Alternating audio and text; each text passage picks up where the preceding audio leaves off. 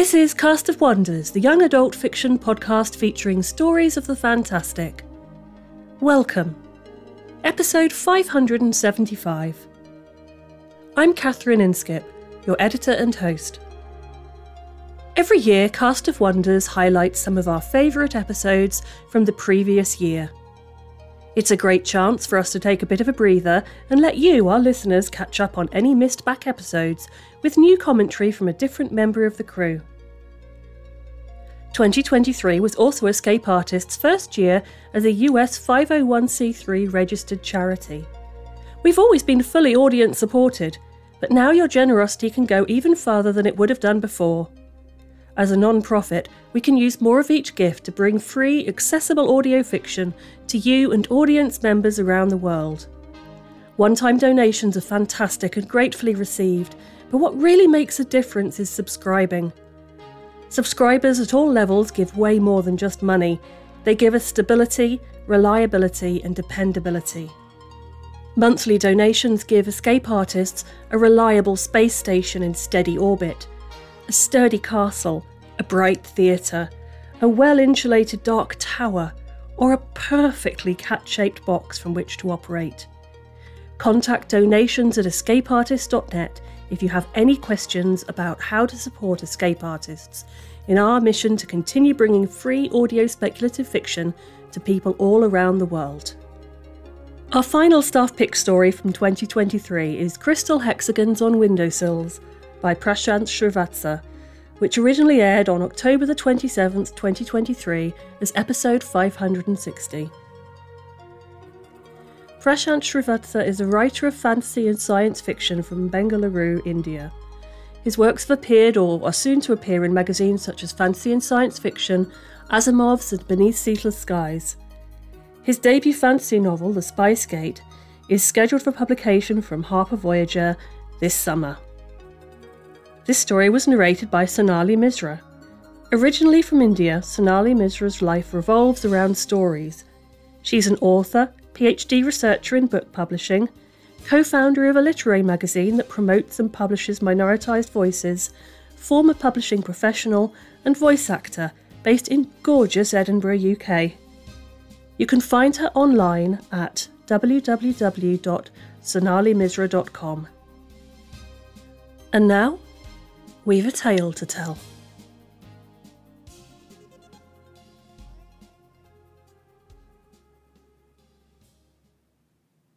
Crystal Hexagons on Windowsills by Prashant Srivatsa. Narrated by Sonali Misra. I was the only one among my friends who did not get the letter, which is a real shame because I was the only one who could snap a finger to conjure a flame. It's been 7 weeks. I've stopped checking my phone. At first, when Priya and Faraz received their letters to join the supposedly prestigious University of Magicals for the Great Preservation, I assumed it was just a matter of time before I got mine. It felt good to celebrate with them. Karmic. Honesty from the heart, without any of that posturing. I mean, who wouldn't? Nobody knew how the senders worked. Mahima got one next. Then Karthik, whose attendance in school was so low, you'd imagine the senders would admonish such indiscipline instead of dishing out invitations. Karthik, however, had a knack for appearing harmless and genuine, I suppose. And he's nice to the elders. Who doesn't like people who are nice to elders? But then they went and sent one to Akash. That was the whole of our little ruffian group that had endured since 2nd grade. Thick as Fevicol. Priya calls me every day. She means well, but it honestly doesn't help. She agrees it's preposterous that Akash got the letter and I did not, especially when so few did. We don't talk about it much, but it's hard to avoid after a point. Not an elephant in the room anymore. It's an immense dragon, wings 20 feet wide, emerald eyes glaring at me from below the ceiling, smoke snorting out of its nostrils.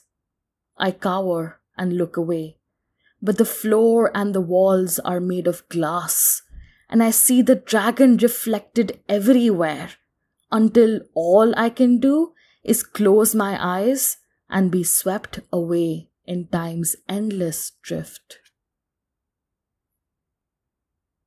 There are no emails or phone numbers to contact the senders. When Priya found hers stuffed inside a crystal hexagon on her windowsill one morning, she was the first. We thought it was a prank. The letter was addressed from a location that did not exist on Google Maps. Look, there's manipulation and fake news everywhere, pouring down like rain in July. Normally, nobody would bat an eyelid when you're invited to be a practitioner of the University of Magicals for the Great Preservation. It's obviously a fraud. Your best bet would be to urge your parents to check their credit cards and saved passwords. But the day after the first letters were sent, news broke across the country. TV cameras struggled to remain focused as the skies parted and women with 6-foot braids emerged from the horizon on flying carpets, shattering our hold on reality. Everyone panicked, or prayed, or celebrated, or unearthed conspiracies. What a day! I thought they were coming for me. I mean, why wouldn't I?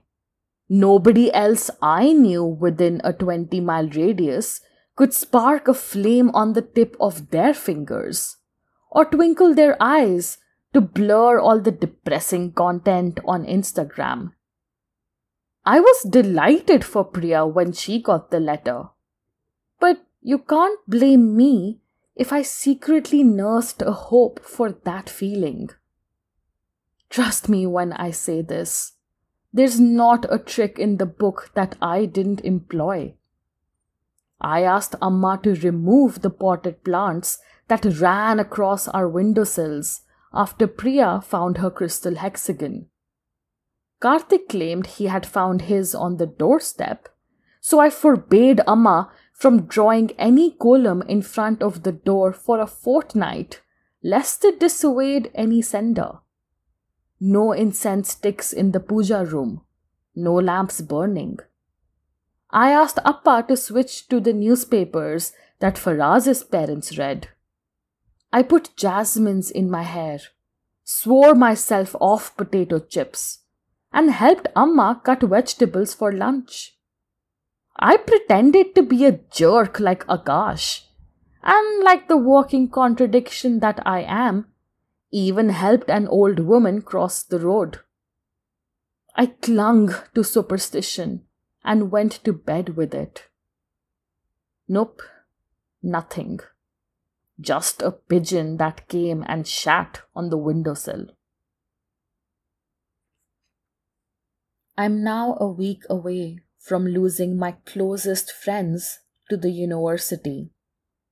I've read their curriculum, their odd list of requirements, and what they will become when they graduate, like a knife in the gut.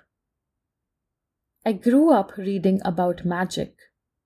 I fell in love with worlds of beauty and color, believed I was as much a part of those worlds as the characters I read about, to a point where I did not even blink in surprise when the flame first came alive on my fingertip, or when a wasp emerged from the tiny jasmine in my hair, or when I scratched my nose and the sewage train running across my house began to smell like the wet earth of a rainforest. Gosh, that girl deserves to be there, you'd think, wouldn't you? Well, clearly, those long braided women riding the pashmina carpets thought otherwise. Okay, look, normally I'm not the jealous type. I find it best to accept what my parents give me. Amma and Appa are nice people, although a bit too dramatic for their own good. They pray, watch a lot of TV, and gossip with the neighbors, just like every other middle-class Indian family. And I get it. Some are more talented than others. Being average isn't a bad thing. I'm average, but I also know most of those who got their letters are too. I'm not being bitter, I just know it. That nincompoop Akash, most of all. In his effort to open the window and retrieve the hexagon, he let it slip off his hand, fall 3 floors, and shatter on the sidewalk into 100 pieces before the letter within threatened to be carried away by the wind. That boy got a letter. He is, in a week, going to be sharing dormitories with my friends in a palace of gold and walking through gardens of wondrous flowers. He will chant ancient hymns, wave blessed sticks, cause objects to soar and potions to brew to magical ends. He who thought Narnia sounded like a Punjabi food joint. Appa senses I'm losing my mind thinking about it all the time. He's tried talking to Karthik's dad, but they're just clueless as we are. The crystal hexagons showed up without warning on doorsteps and windowsills, and every parent was terrified at first. They'd much rather their children study science and math and history and grow to be doctors and coders and lawyers and consultants. The middle class dream, security and marriage, kids, traffic jams and theme parks, and routines that eat the soul. Then something unexpected and totally cool happened. The senders spoke to every house in the country at the same time, their voices seeping through the walls like bad plumbing. The carefully chosen cohort of youngsters would serve the nation in a way that would fill up their parents' quotas of pride for the next 7 generations. The myths and fables, long buried in neglected pages and corridors of school libraries and closed bookstores, were trickling out and coalescing into something solid and terrifying, like that scene in The Terminator. Or at least that's what Appa told me. I couldn't hear what the senders said. Everything was garbled to my ears. Probably just negative content. Anyway, now we know. The senders are recruiting for their prestigious schools and universities and guilds, places wrapped in mist, hidden away from the eyes of those who did not find little crystal hexagons on their windowsills or doorsteps. Away from eyes like mine. There's no choice for the parents whose pride did not get stroked and tickled. Letters from the senders cannot be exchanged. Those not sending their kids have been advised to burn the letter, collect the ashes, and scatter them after 6 in the evening. There can be no substitutes.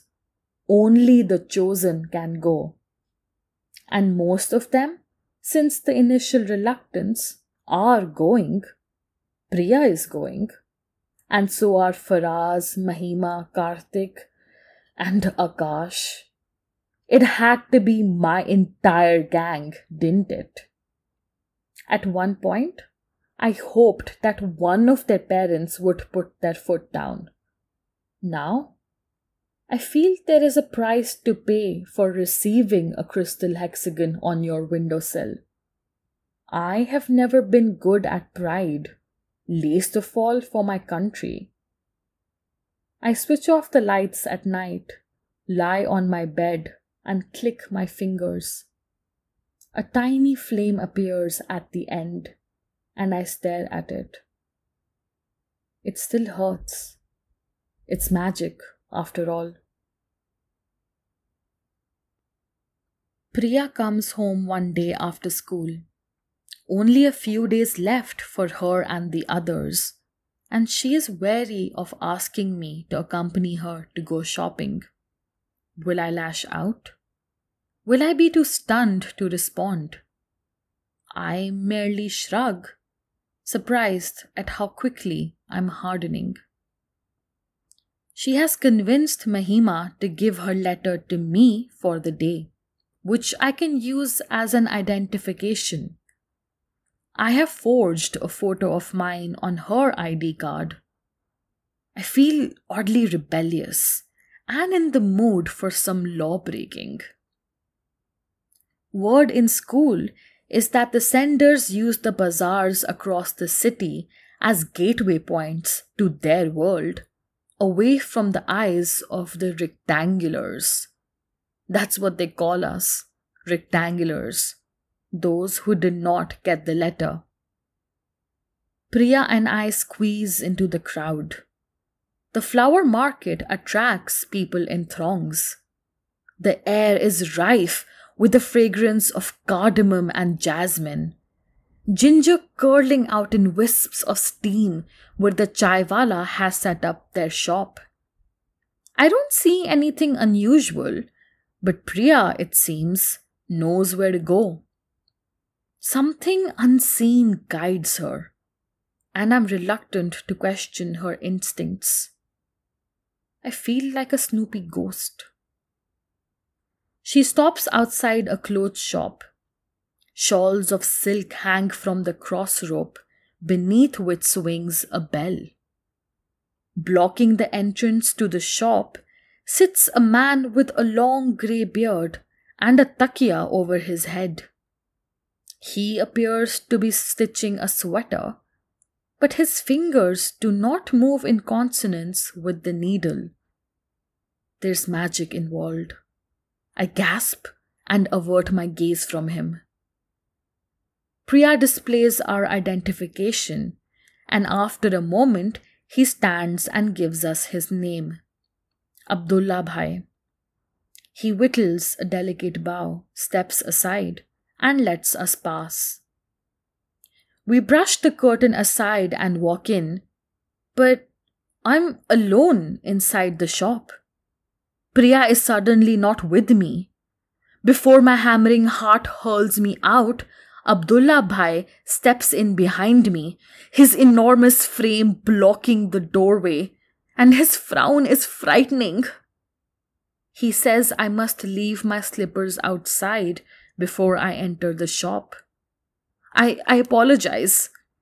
The frown melts into a smile. He's got a father smile. Harmless, but all too expensive. It's a lame trick, he says, trying to forge your identity. A servant of the country cannot resort to such chicanery. I realize Priya is on the other side, the side that has not invited me, where she will buy all the items for the university that she needs. I am alone in Abdullah Bhai's shop, which sells kurtis and salwars under dim flickering bulbs, and flimsy dupattas and perfectly sized leggings that college girls flock to buy in discounts. Abdullah Bhai is calm. He asks me if I want something from his shop. I can tell he sympathizes with me. He pities me for not receiving the letter. But all I feel is nausea. Bile rushes up my throat. I choke and scamper out of the shop, back to the familiar scents of marigolds, chai, and spinach wholesaled in bulk. On the eve of my friends leaving for the university, Amma and Appa offer to take me out for dinner. We go to this local South Indian place and order some rava dosas and uttapams. I thank them. I smile, and it's real. I don't feel too heavy tonight.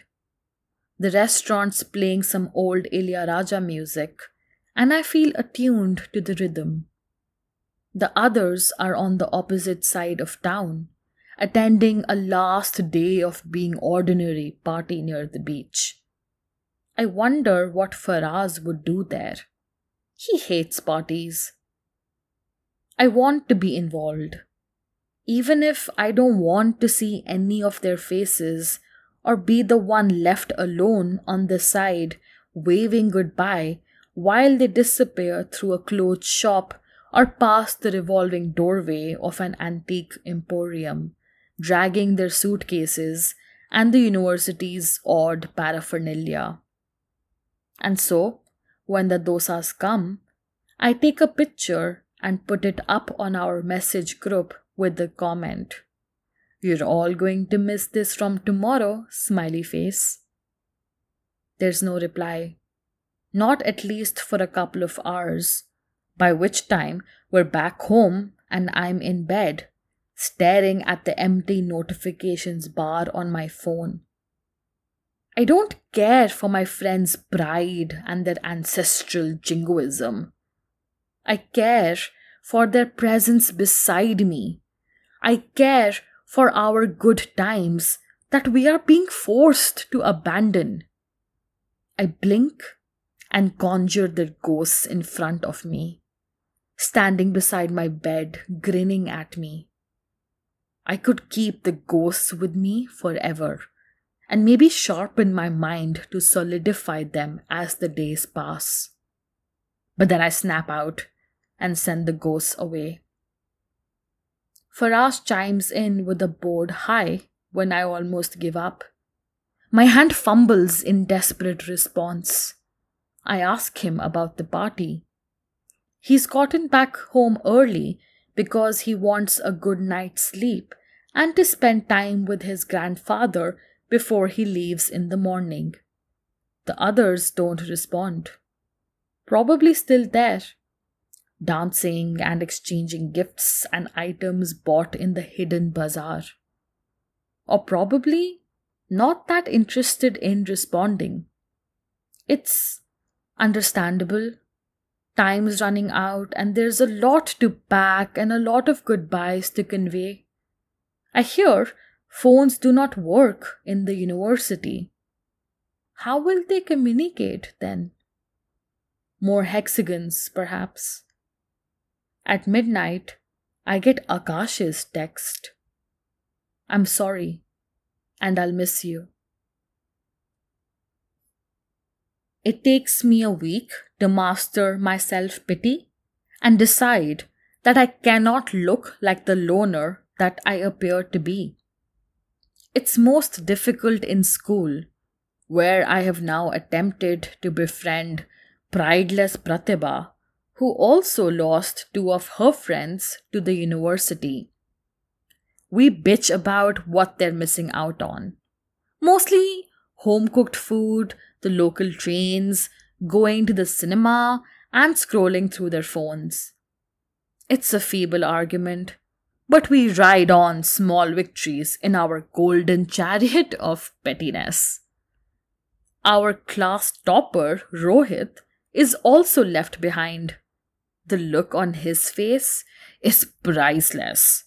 He dedicated his entire life of 14 years to academic excellence, and now he's in the same boat as the rest of us average Netflix watching rectangulars. He swears he will spend his vacation trying to decode the university's process of selecting magical candidates.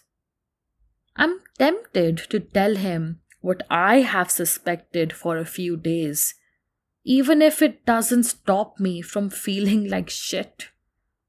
It's a twisted outcome of what I grew up reading.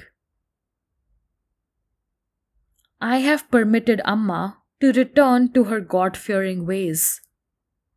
The smell of incense swirls in the house once more, and the columns beyond the doorstep have gotten larger than before.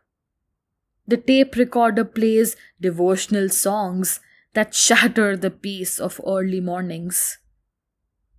I watched a movie alone that weekend, and it's more enjoyable than I expected it to be. Later that afternoon, I meet Pratibha. We buy ice creams and then walk to the station. Unbeknown to her, I flick my fingers to refill the chocolate topping on her vanilla. When she leaves, I don't feel like returning home. It's still 5 in the evening, and the bazaar would still be open. I buy myself a vada pav with an extra green chili and stand several shops away from Abdullah Bhai's emporium. My eyes do not leave the curtain swaying at the entrance. I glance at the silk shawls, at the diamond-beaded buttons on the shirts, and the handcrafted kerchiefs dangling from the rope. Every few minutes, the curtain parts and someone strides out. Someone who I'd never seen walk in. They merge into the crowd and disappear before I can identify them. I stare anyway until it's dark and I remember my mother's curfew time. The senders are careful about their communication. The media on this side is relentless in their itch to discover more, but there's only so much you can fabricate. The secrecy is both terrifying and exciting. Those whom the university took in have sent letters home, but Faraz's mother tells me there isn't much Faraz is allowed to say. Karthik's post is on my desk, but I haven't opened it. Priya was smart. She didn't send me one. I feel less vindictive towards Akash. He's dumb and he's the kind who stands erect whenever the national anthem plays, but he's still a friend of habit and years. Sometimes those are the ones who stick, the ones who glue themselves to the time that wraps around you in coils, like a dragon around gold. I hope he is not faring too badly. One evening, I buy a birthday gift for Pratibha. We have a lot more in common than I first thought. I let her in on why I think we have not been chosen, to make her feel a little better. She agrees. I don't show her the flame on my fingertips, though, or the wasp in my hair. It's 6 p.m. I finished my vada pav 10 minutes ago, and the crowd in the bazaar is thick as spaghetti. Abdullah Bhai was there in front of his shop one moment, and now he isn't.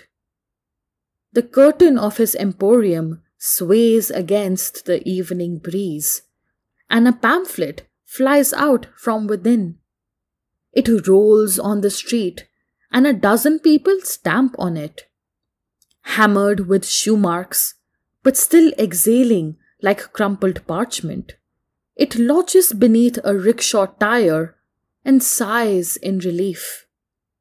I sneak towards the rickshaw, pick the paper up, and brush away the dirt. My touch smooths the wrinkles and clears the footprints. It's an advertisement for flying carpets. 10% off on full moon nights. The seller's name is blurred to my eyes. There's a war cry beneath. It's a weapon, or at least a transport for war. I want to crumple the parchment again before discarding it for garbage. On the other hand, maybe I should return it to Abdullah Bhai. I'm not sure if he remembers me or if he's noticed me prowling around his shop over the last few months. I have promised myself today will be the last. Next week, everyone from the university will return for their Diwali holidays, and the media will spatter themselves on their apartment walls and stuff cameras into their windows. Priya and Karthik will switch on their phones and send me texts, or worse, photos and videos. Today is all that stands between not knowing and knowing. This time, I remember to leave my slippers outside before entering Abdullah Bhai's shop. The shelves are lined with cottons and silk salwars and dupattas. A feeble bulb flickers overhead. There are no windows, and the air is heavy inside. The soles of my feet tickle the carpet underneath. I clutch the flyer and stroll within. My fingers graze over the material of the salwars. Better than most I own. I fiddle with the buttons and the glass beads on the kurtis. I sample a few tops against the mirror. A cough makes me drop the salwar. Abdullah Bhai enters, and this time his frown does not transform into a smile. He glimpses the flyer for the flying carpets that I'm holding. After a long moment, when I feel I'm going to be punished or something worse, he offers me some water and asks me if I have any favorite colors. Blue, I say. He proceeds to spread a few salwars and kurtis on the glass surface of his table. A second tube light flips on, and the shop grows brighter. My hand courses through the cerulean silk while I feel his eyes on me. It's soft, I say, but I don't have any money. This one's on me, he says. I shake my head, that's unfair. But he doesn't want to listen. He folds it and shoves it into my hand and shakes his head when I open my mouth in protest. He then asks me how I'm doing.